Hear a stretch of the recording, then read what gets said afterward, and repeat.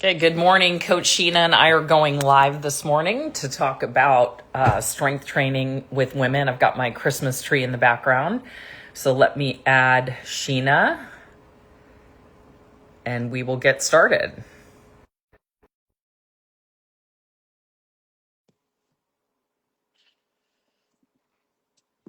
Okay, just waiting for Sheena to join us.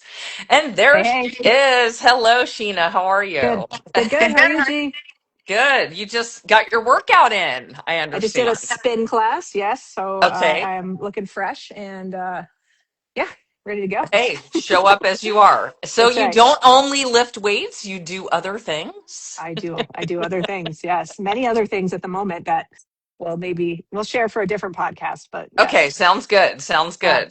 yeah, Yeah, so today we wanted to talk about strength training, hmm resistance training, weightlifting, whatever you want to call it. And I think before we jump into anything, do you want to just talk to people about how you're now, like what you're doing at Beyond the Box sure, Nutrition and what kind of coaching you're offering related yeah. to strength training? Yeah, absolutely. So I think, I mean, you and I both started this as solely just doing nutrition coaching back in 2017, and that's what we've done for quite a long time. And I think it was sometime last year, I believe, right? It's almost Mhm. been a year. Um, the need kind of came. Well, one, I was technically off of my prolonged maternity leave, as we'll call it. Right. I was kind of ready to start jumping back in, working with more clients, and then two clients that I really enjoyed working with, just kind of out of circumstance, needed their trainer was moving and they needed a new trainer. And they said, hey, what kind of programs should we look into? And um, like my heart was kind of like, I was trying to help them find something. And I was like, I don't Right. really like any of these things out there for you. Like, I was like, you know what, can I just do it? And they were like, Right. yes. And it was something I had done at Windy City, where you and I'd met, and like back in the CrossFit days, I had done programming and stuff like that. So, yeah, I jumped into it with them. And like, it was such a cool, like, it brought back like the feel good feelings of like sitting Mhm. down and like mapping out like, hey, what does the next 12 weeks look like? What does the next year look like? And especially when I'd already known that they were doing, they had all the good habits in place. The food was there, the movement was there, the lifestyle stuff was there. So adding in the strength was just like the last piece of the puzzle that selfishly gave me a lot of control over what I was prescribing for them, and knowing that if they just kind of they were so good at sticking with whatever we had programmed for them, that this was just going to help them even more. Um, so yeah, it started last year, and then some former clients that I worked with previously jumped on board, and like it's been so fun for me. I really enjoy it. So yeah, strength training. We have a really cool app. I work with Coach RX that delivers. I write out the program, whether it's week by week, month by month, deliver it to our Mhm. clients through their app. They can communicate with me through the app. Like we work on progressive overload. We work on, you know, what is progressive overload for some people that don't even know what that is, right? But Yeah. looking at what is your goal? Is your goal to get stronger? Is your goal to one of my clients has a granddaughter, and she just wants to be able to be strong for her, right? So that means Mhm. keeping her injury free. Yeah, so it's really working with people's goals, and just and what's the word I'm looking for here? Whatever they want to do, I'm happy to Yeah. like lay out a program for them that works. And I really like that individual approach. I think a lot of times when we're looking at buying programs online and stuff like that, it is cookie cutter, right? And like that doesn't mean they're bad. It just Mhm. means, you get what you pay for these days. So if you're going to spend $30 on a program and you get the same workout repeated twice for 8 weeks, and it's stuff that you can't even do because you don't have that equipment at home or whatever, then Yeah. that's what it is. So I really like, sitting down with people. I start with a at least 1 hour consultation. Like, what is your equipment? What are your goals? What are your limitations? What do you want to be able to do? What are you not going to do? What do you enjoy? What do you not enjoy? Like Mhm. all of those things. So, Yeah. um, yeah, that's what we do. Yeah. So That's month really by month. important. And yeah. Yeah. And I think a lot of women, if they weren't athletes growing up, it can be very intimidating going into Totally. a gym that's, so much equipment, not knowing where to start, not knowing how to create a program on their own. And, it can be cost prohibitive to have Mhm. a personal trainer to walk you through, 3 to 5 days a week. And that's what I love about what you do is that you can help people. You share videos. Yeah. They can show videos of themselves, which is great. Mhm. So, what do you think? What would you say to somebody? I know you posted yesterday related to like, is this bulky? And you had the two Mhm. pictures. I didn't look at the. I looked at it yesterday, I and just it looked reposted it. I just posted the results. I was surprised actually. okay. What were the Yeah. results? So the results were almost split. I mean, not a lot of people voted. We'll say maybe 20 people voted, if that. But it was Hmm. like 50-50. It was pretty close to 50-50. Okay. And I think what's important about that is like the question I posed was number one, I put a picture of Jennifer Lopez and a picture of Tia Terraklumi, right? So like Tia Hmm. is the fittest woman on earth. Like she's gonna have some muscle, right? Hmm. And Yeah. that is her full-time job. Jennifer Lopez, her full-time job is also probably related to how she looks. Hmm. But I think that when you put those two people together, they look different. I think. Hmm. But yeah, like a lot more people said that one of them didn't. I didn't say who. I didn't care who it was bulky. Hmm. And whether or not bulky is a negative frame of or negative word to that person, I don't know. Hmm. Maybe somebody said, yeah, like Tia looks bulky, but who the hell cares? Like she looks great. Hmm. Like maybe bulky is great. Maybe bulky is not great. I don't know. Hmm. But I think when we talk about that stuff, it's important because, somebody comes to me and they're like, hey, I don't want to look like I have muscle. That might not be the best person for me to work with. I don't, Hmm. just being honest, I want people to live a healthy life. And if you're going to strength train and the goal is to build muscle, like that's that's the goal. And if you happen to get more muscular and you don't want to have a muscular look, probably not the person for you. That's okay. Right. You can, Yeah. there's other programs out there. But I think like when we talk about like when someone says I don't want to look bulky, I want to know what bulky means to them. Like what do Yeah. you think bulky is? Yeah. Absolutely. Because I also don't want to look bulky. And I think you and I have talked about this. Like when we first met, and there's photos of us, and we got to put that photo up somewhere and just have it be like. I So we always talk know. about this photo. I think I look bulky in that picture. Like, but I would say I look more inflamed, and Hmm. I'm not healthy. I wasn't healthy at that point. Like Right. I was 160-ish pounds, Mhm. and I was thick.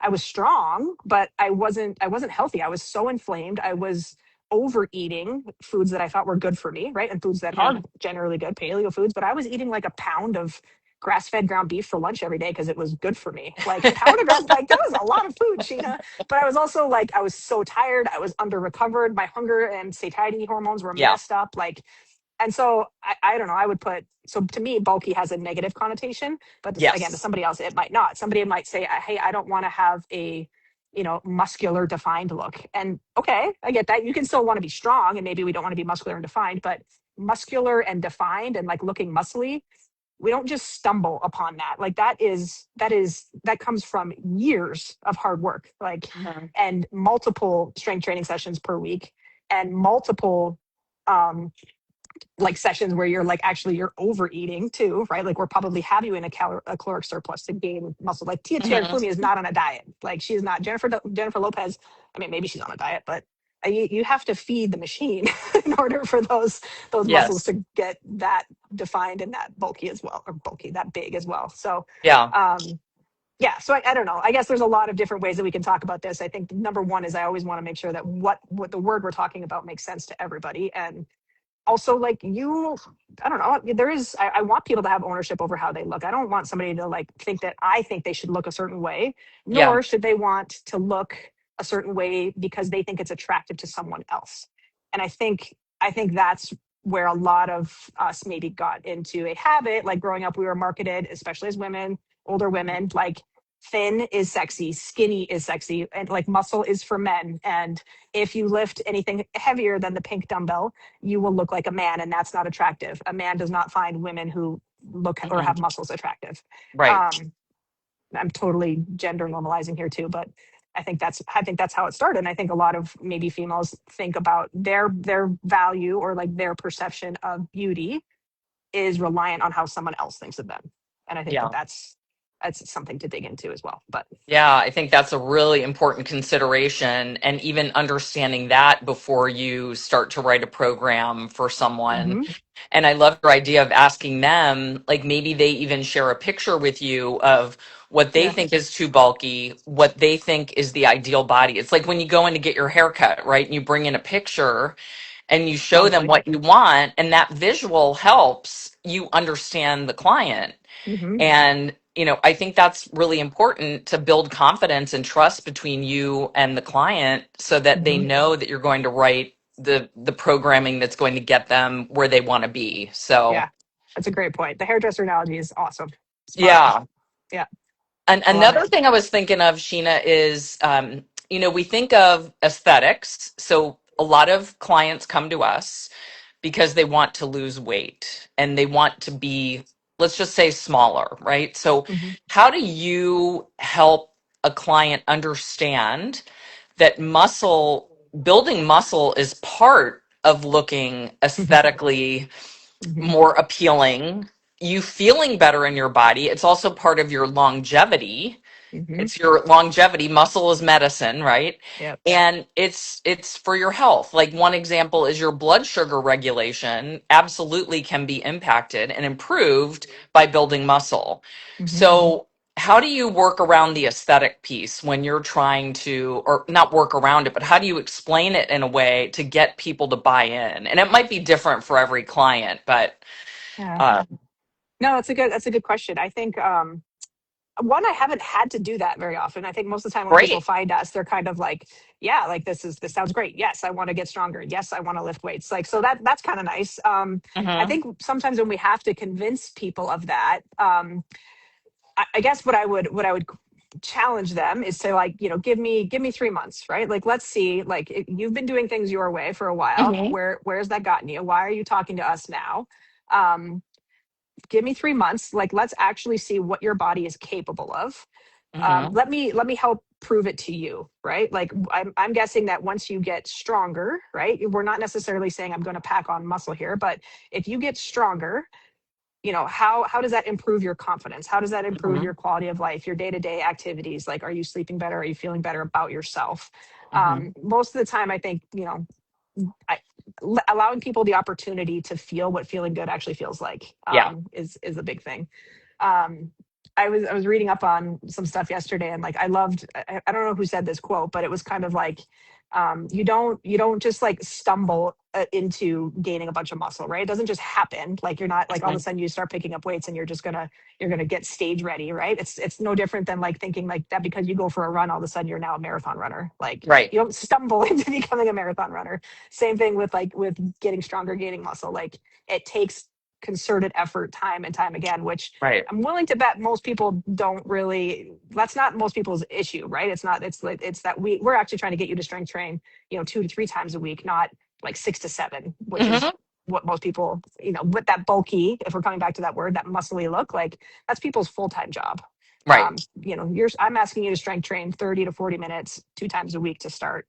We're not going to stumble into becoming the Yeah. Hulk. Like, Yeah. it's not going to You happen. don't So, wake up the one after one day of strength training and you have like muscles that are three times the size they were right, the day before. right.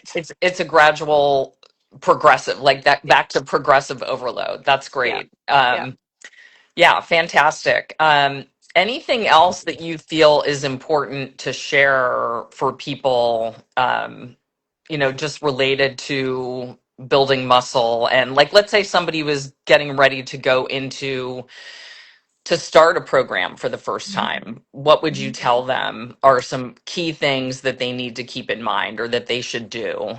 Yeah, I think one, consistency, and like, this is from working with people too, is sometimes, like, when we start a strength training program, first 2 to 3 weeks, you might actually feel like thicker, or you might feel like you are bulky. And I want to make sure that people feel seen and heard in this, but like, what's actually happening is, like, there's micro tearing, right? Like, we're trying to, like, stress your muscles. Your body doing the right thing that it should is, like, send, like, where there's more water, there's more inflammation, there's more, like, water retention. Like, you might actually feel that same effect, right? Hmm. So it's not that you're getting bulkier, it's that your body's responding appropriately. Sometimes we have to push through that initial soreness, right? Like, remember when we first started CrossFit, like, it was, you did your first workout, you feel awesome, and the next day you're like, oh my God, what happened to me, right? Like, Yeah. your body is responding to the inflammation, it's responding to the stress, right? Hmm. So sometimes, if you've never done strength training training before, like that feeling can actually happen. And like we have to allow people to push through that initial Yeah. kind of like introductory phase. So I do think it's important to kind of note that it's not, people aren't going crazy when they're like, no, I swear I feel thicker. It's like, yeah, it's water. Your Hmm. body is, there's Yeah. things happening that should be happening. Right. Yeah, I don't know. And I think like, the importance of documenting your results, like logging your workout, seeing, okay, I did, 10 reps at this weight. Next week I'm going to try to do 10 or 12 reps. And or Hmm. that's kind of where my job comes in. I'm going to slow like say, hey, if you did 20 pounds this week, in 2 weeks, we're going to try 25 pounds. Maybe we'll bring the reps down a little bit, but Hmm. allowing people the opportunity to just work on progressive overload and prove to themselves that they can get stronger and like what it feels like to get stronger. Hmm. Um, I don't know, kind of where I Yeah, start. fantastic. I think, no, that's great. And, just understanding that this new stimulus on your body is going to, you might be a little more inflamed, you might be sore. And that's the benefit of working with a coach like you is you're going to let somebody know this is quote unquote normal. Like Yeah. this is how you manage this and this is where we're going. And so you lay Hmm. out the path for them, which is great. And Hmm. I think like one other thing that people sometimes have a hard time with is when the scale doesn't move and they're building muscle and Hmm. also losing fat simultaneously. And so their Recomposition. body, yeah, recomposition or Hmm. recomp is what we call it. And that's truly what we're looking for. So Hmm. it's like getting people to kind of ditch only looking at the scale, taking measurements, taking pictures, like Hmm. those are really important things. And focusing on like, do you feel stronger? Are you sleeping better? Is your confidence going up? Like you said, Hmm. that those are all signs that things are happening, things are moving in the right direction, and stay the Hmm. course and keep going. Yeah. So, Yeah. The education piece is still big there. Cause I mean, I don't know if you see this too. Like, I still see people like commenting on stuff where it's like, yeah, muscle weighs more than fat or whatever. And it's like, this does not, like, a pound is a pound, right? Like right, muscle takes up less space. Like it's literally like a pound of muscle is like the size of my fist. A pound of fat is almost double. So like we can be burning body fat. You can lose a pound of fat. You can gain a pound of muscle. That's not going to happen in a month, but and it gives you that smaller look because muscle takes up less space, right? It's right, more dense. So helping people kind of understand that, and again, giving them the permission to know, hey, this is okay. Like I'm not looking for the scale to move yet. We're not in a place where like unless you're in a calorie deficit and you know then maybe we should see the scale come down a little bit. But like helping people understand that and like just yeah, setting the expectations for um quote unquote like what is normal, right? Everybody's going to have a yeah, different response with this, but keeping the goal, right? Like if we're actually focused on body composition, like let's look at how your body is performing. Let's look at how you feel in your body. Give it some time. Again, like we're not just going to stumble across this magical body that you've been working hmm, for, after 3 weeks. We got to give this some time to work, yeah, and having the patience to do that. But I think again, setting the expectations for people off the get go is huge. So you don't feel like you're just spinning your wheels or not trying hard enough for whatever it is, right? yeah. All right. Well, let's the one last question I have for you is where does strength training fit in rank order if you had to add in Pilates, high intensity interval, Ooh. like Orange Theory, something like that, and strength training? What's number one on the list? So it depends on the person. I Okay. would say the most important first thing that came to mind is what you're going to enjoy. I don't just because I say strength training is better for you. But if that means that you love Orange Theory, Hmm. then go. I know they have heavier weights at Orange Theory. Serbia used to do this. Like they put the Hmm. like light weights out where they're like very accessible. She had to like go around back to find a 35-pound dumbbell Oh, sometimes. Like wow. Okay. yes, I didn't so know they go had ask. them. That's good to Yes, know. they do. Then they should. Yeah. So I think that I think doing what you enjoy, but at the same time if all you're enjoying is getting your heart rate up and sweating and thinking like I'm burning calories, then I would say then okay, let's go to number two. Number two should be something that's stressful for your body, right? Like muscle stress. So um do what you enjoy, but then I'll put strength training at number two. Is that fair? Right. Yeah. No, that's great. And I love how you framed it up. Like, you want to find out what somebody's doing currently. Hmm. And is there a component of strength training? Hmm. And what are they enjoying? And I think, they might not start out enjoying strength training. They may not have in the past because maybe they had the wrong program or the wrong coach or the wrong gym. And, I what I hear you saying is, you've got to just dig a little deeper and ask some questions. And the best exercise is the one you're going to do, it sounds like. Exactly. Exactly. I All found right. that most people, sorry, I had one more thought here. I think, Yeah. and correct me if I'm wrong on this, but like people that I talk to that come from like an endurance background or like, like they love spinning or they love the high intensity stuff. The thing that they hate about strength training is the rest.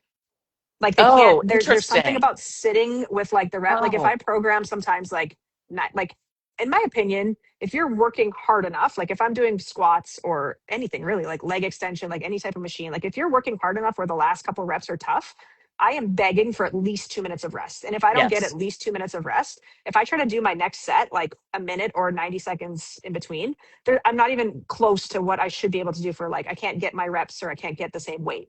Yeah. So I think a lot of people, or I won't even say, I don't know if guys have the same issue. Sometimes they do. We mostly Hmm. more work with women, but it's sitting and it's like that 2 minute rest for them where you're just sitting, like walking around, like doing like, they can't sit with that for however long. And it's like, so a 45-minute session, like half of it is usually rest if you're doing it right. Yeah. Um, and if we just, I don't know, so I think there's something to that too. So sometimes I'll have like I'll program mobility stuff, or like I really just want them to sit and do nothing. I want their body to just rest, which it should be doing. But like it, programming mobility, or like can I do plank holds in between or something? Like no, you should rest. Allow your body, like you just, if you Yeah. stressed it appropriately, you should want the rest, and then your next set, like you should be able to like get close to, your last two reps should be tough. I'm not saying failure every time, but like Yeah. that's how we stress the muscle and then let it rest. Like it's no different than if you're doing your high intensity class. Like if you're sprinting for a minute, like if you give yourself 20 seconds of rest and then try to do it again for a 45-minute spin class, like you're done. You can't make it through Right. class.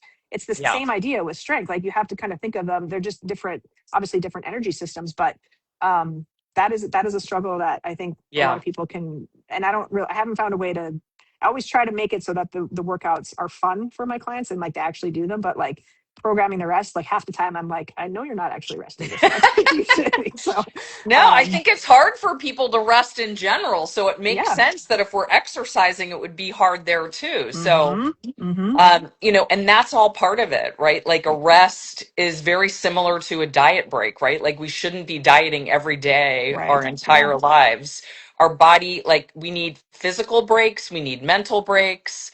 Yep. And, that's the benefit, I think, of working with a coach is that we're going to give you permission. So you know how to give yourself permission to do that. Mm-hmm. Mm-hmm. And then when you start to see the results, you're going to be like, oh, wait, I was making this way too hard and not Yep. enough fun.